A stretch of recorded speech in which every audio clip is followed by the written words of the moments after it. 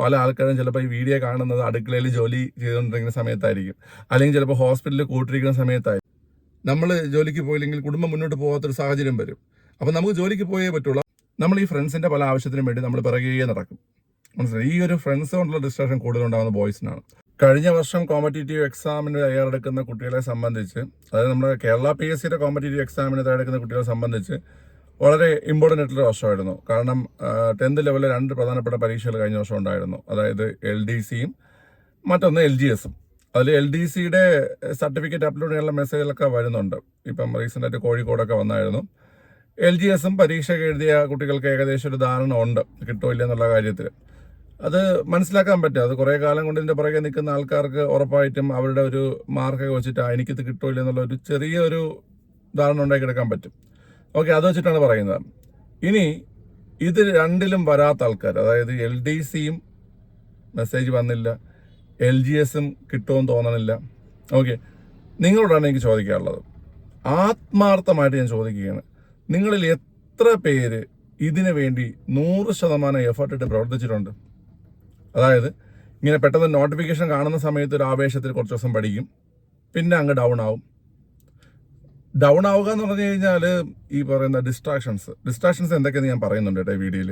സത്യം പറഞ്ഞാൽ ഞാൻ അത് സംസാരിക്കാനാണ് ഞാൻ ഈ വീഡിയോ ചെയ്യുന്നത്. പിന്നെ ഇതുപോലെ തന്നെ പിന്നെ നമ്മുടെ എക്സാം ഡേറ്റ് അറിയുമ്പോൾ കുറച്ച് ദിവസം പഠിക്കും, പിന്നെ ഹോൾ ടിക്കറ്റ് വരുമ്പോൾ കുറച്ച് ദിവസം പഠിക്കും, സിലബസ് വരുമ്പോൾ കുറച്ച് ദിവസം പഠിക്കും. അങ്ങനെ ഈ ഒരു ഘട്ടം ഘട്ടമായിട്ട് പഠിക്കാതെ കണ്ടിന്യൂസ് ഇതിന് വേണ്ടിയിട്ട് 100% ആത്മാർത്ഥതയോടെ പഠിച്ച് എത്ര പേരുണ്ടാവും? ആരും ഇല്ലെന്ന് ഞാൻ പറയുന്നില്ല. 100% ആത്മാർത്ഥതയോടെ പഠിച്ച ആൾക്കാർ വളരെ കുറവായിരിക്കും. മനസ്സിലായ? അതിനുള്ള കാരണം നമുക്കുണ്ടാകുന്ന ഡിസ്ട്രാക്ഷൻസ് ആണ്. ഏറ്റവും പ്രധാനപ്പെട്ട ഡിസ്ട്രാക്ഷൻ മൊബൈൽ തന്നെയാണ്.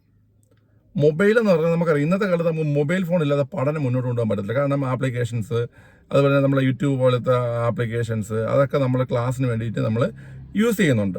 അതുപോലെ ഇപ്പം പല ആൾക്കാരും എന്ന് വെച്ചാൽ മെജോറിറ്റി ആൾക്കാർ ഇപ്പോൾ ഓൺലൈൻ വഴി പഠിക്കുന്ന ആൾക്കാരാണ്. ഇപ്പം PSCയായിട്ട് ബന്ധപ്പെട്ട് നിൽക്കുന്ന ആൾക്കാരിൽ ഏറ്റവും കൂടുതൽ നമ്മൾ നോക്കിക്കഴിഞ്ഞാൽ ഓൺലൈൻ ക്ലാസ്സുകളും മറ്റോ അറ്റൻഡ് ചെയ്യുന്ന ആൾക്കാരാണ്. അപ്പം മൊബൈൽ ഇല്ലാതെ പറ്റത്തില്ല. അപ്പം മൊബൈൽ ഫോണാണ് ഈ പറഞ്ഞ ഡിസ്ട്രാക്ഷൻ എന്ന് ഞാൻ പറയുമ്പോൾ ഉദ്ദേശിക്കുന്നത് സോഷ്യൽ മീഡിയ ആണ്.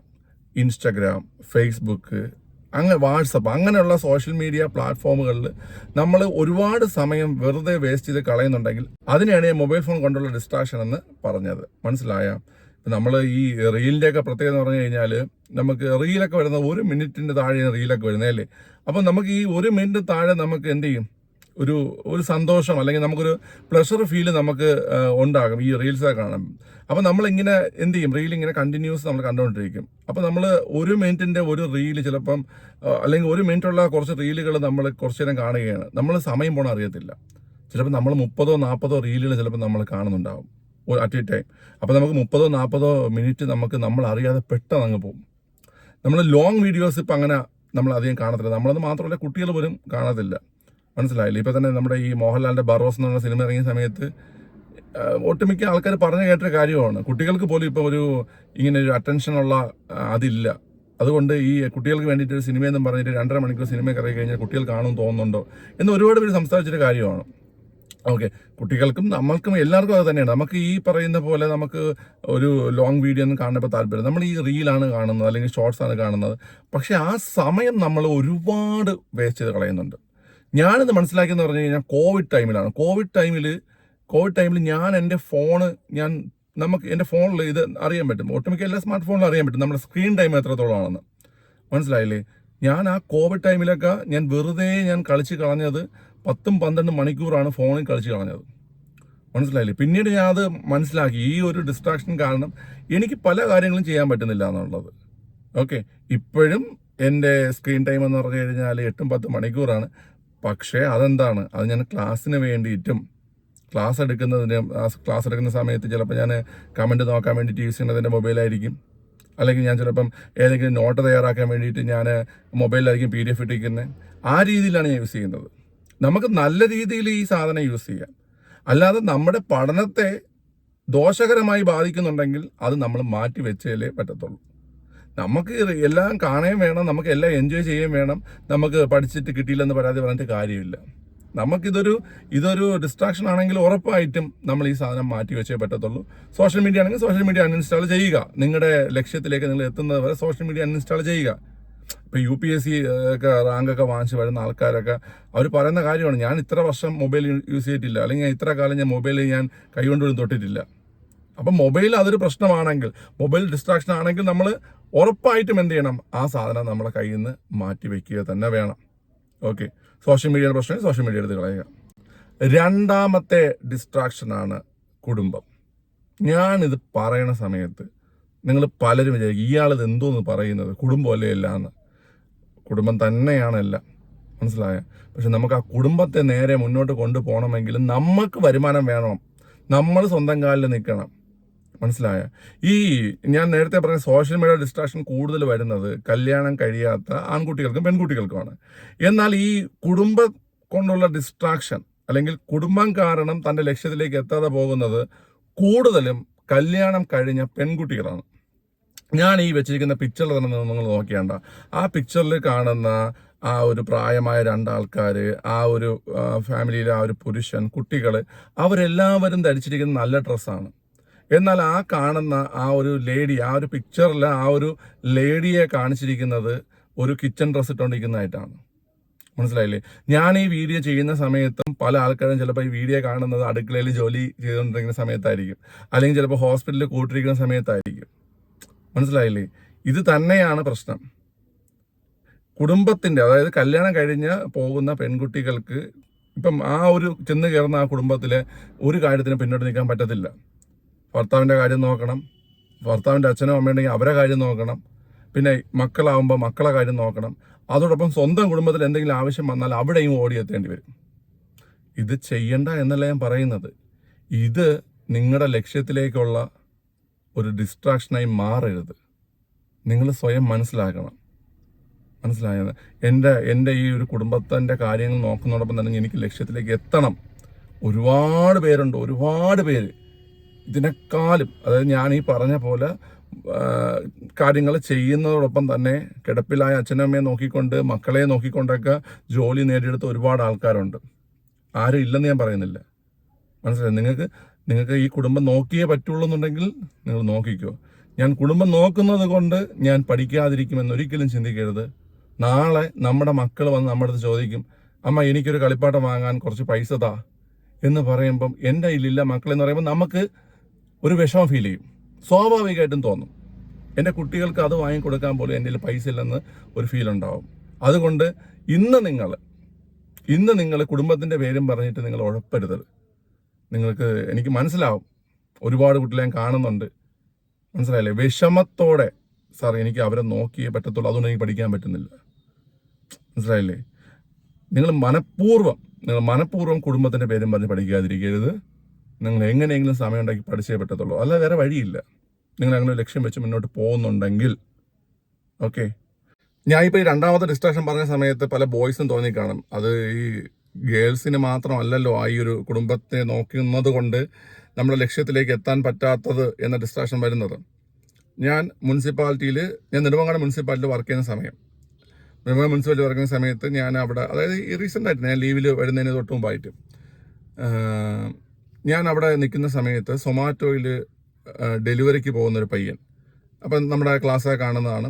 അവൻ എന്നെ കണ്ട് നിർത്തിയിട്ട് അവനോട് സംസാരിച്ചപ്പോൾ അവന് നല്ല ക്വാളിഫിക്കേഷൻ ഉണ്ട്.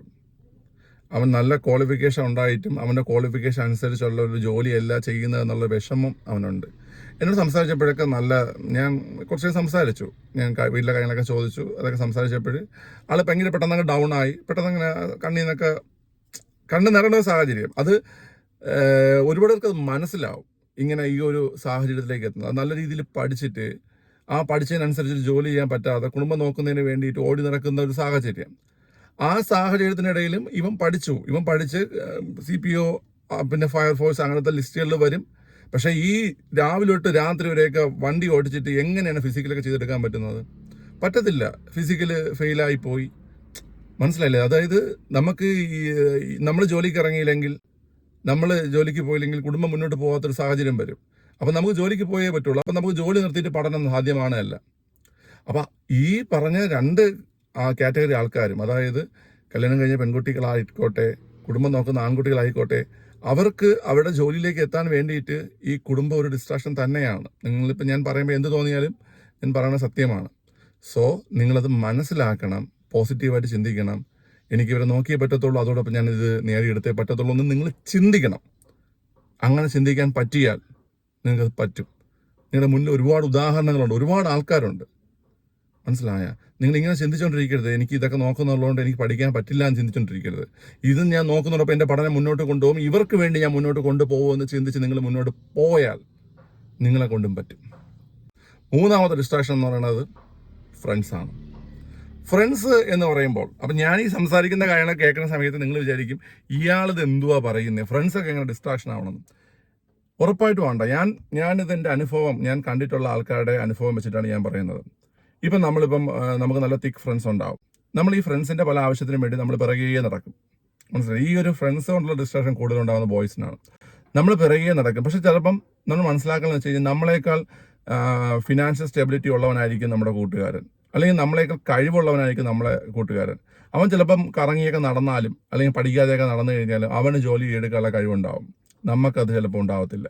മനസ്സിലായില്ലേ? ചിലപ്പോൾ അവൻ്റെ അച്ഛനോ അമ്മയ്ക്കോ ജോലി ഉണ്ടാവും, കുടുംബം നോക്കുന്ന അവരായിരിക്കും. മനസ്സിലായ?